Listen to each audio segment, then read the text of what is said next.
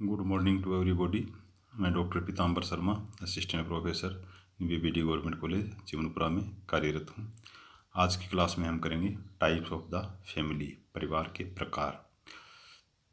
जैसा कि मैंने पिछली क्लास में बताया था कि अलग अलग समाजशास्त्रियों ने परिवार के प्रकारों को अलग अलग तरह से क्लासीफाई किया है। कुछ बेसिस रखे हैं, कुछ क्राइटेरिया रखे हैं। वो क्राइटेरिया कौन कौन से हो सकते हैं? सबसे पहले लेंगे on the basis of number of members, परिवार में सदस्यों की संख्या के आधार पर।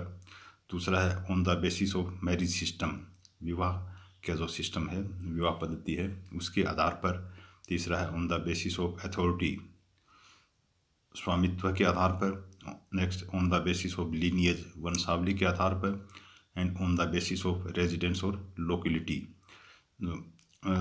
लोकेलिटी है उसके आधार पे, या जो निवास स्थान है उसके आधार पर।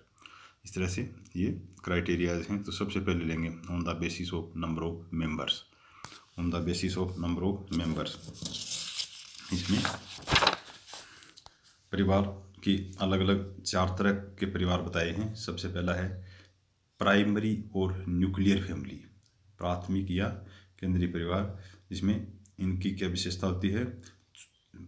इस प्रकार के परिवार का आकार छोटा होता है, सदस्यों की संख्या कम होती है, पति पत्नी व अविवाहित बच्चे इसमें शामिल हैं। दूसरा है कॉन्जुगल फैमिली। कॉन्जुगल फैमिली, इसमें पति पत्नी, बच्चे व विवाह द्वारा बनाए गए रिश्तेदार इसमें शामिल हैं। कॉन्जुगल में पति पत्नी होंगे, बच्चे होंगे, और उनके बच्चों के जो विवाह संबंधी हैं या पति पत्नी के जो विवाह संबंधी हैं वो भी इसमें शामिल होंगे। नेक्स्ट है कौन सा ज्वाइनस फैमिली, रक्त संबंधी। रक्त संबंधी में पति पत्नी न होकर अनेक पति पत्नी व उनके बच्चे, मतलब सिर्फ हस्बैंड वाइफ ही नहीं, कई पीढ़ियाँ इसमें शामिल होती हैं।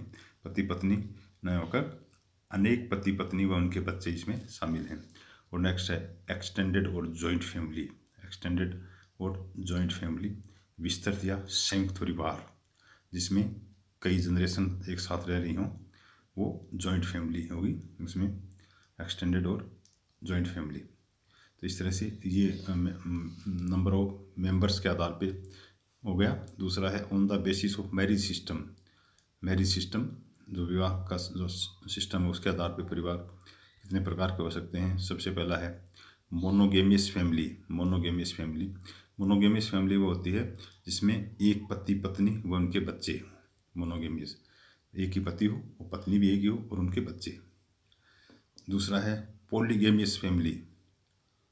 पॉलीगेमियस फैमिली, पुरुष या स्त्री एक से अधिक। पॉलीगेमियस में पुरुष या स्त्री एक से अधिक हों। ऊपर की जो कैटेगरी थी मोनोगेमियस, उसमें तो पति भी एक होगा, पत्नी भी एक होगी और बच्चे होंगे। और पॉलीगेमियस में चाहे तो पुरुष अलग हो, एक से ज़्यादा हो, या स्त्री एक से ज़्यादा हो, वो पॉलीगेमियस फैमिली होगी। अब इसमें पॉलीगेमियस में भी दो प्रकार की फैमिली होगी। एक होगी पॉलीएंड्रियस फैमिली और दूसरा हो पॉलीजेनियस फैमिली।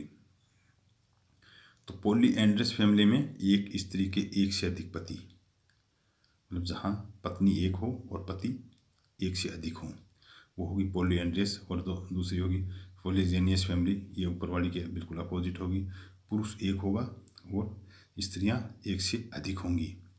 मतलब एक पुरुष एक से ज़्यादा स्त्रियों से शादी करता है, तो ये इस कैटेगरी में आएगा। तीसरी कैटेगरी है on the basis of authority.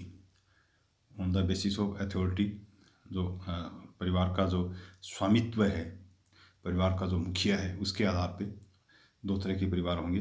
पहला है पैट्रियार्कल फैमिली। पैट्रियार्कल फैमिली का पितृसत्तात्मक परिवार।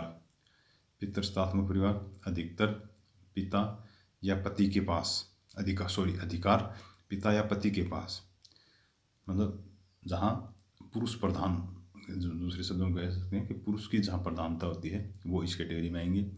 दूसरा है मैट्रियार्कल फैमिली। मैट्रियार्कल फैमिली, जहाँ परिवार का जो मुखिया है वो माता होती है और परिवार के जो भी अधिकार हैं निर्णय के लेने के, वो माता मातृशक्ति के पास या माता के पास होते हैं, तो मातृसत्तात्मक परिवार इसको कहेंगे। नेक्स्ट कैटेगरी है on the basis of lineage, वंशावली के आधार पर। वंश किसके नाम पे चलता है, उसके उसके अकॉर्डिंग जो परिवार हैं वो दो तरह के होंगे। पहला है पैट्रीलिनियल फैमिली, पैट्रीलिनियल फैमिली में पितृवंशी परिवार, और दूसरा है मैट्रीलिनियल फैमिली, मातृवंशी परिवार। मतलब जहाँ वंश है वो पिता के नाम से आगे चलता है तो वो पैट्रीलिनियल फैमिली हो जाएगी, और जहाँ वंश है वो माता के नाम पर चलता है वो मैट्रीलिनियल फैमिली हो जाएगी। तो इस तरह से ये है। नेक्स्ट है on the basis of residence और लोकेलिटी। नेक्स्ट क्राइटेरिया है on the basis of residence और लोकेलिटी, निवास स्थान के आधार पे, निवास स्थान पे परिवार कहाँ निवास स्थान कर रहा है उसके आधार पे। पहला है पैट्री लोकल फैमिली, पैट्री लोकल फैमिली।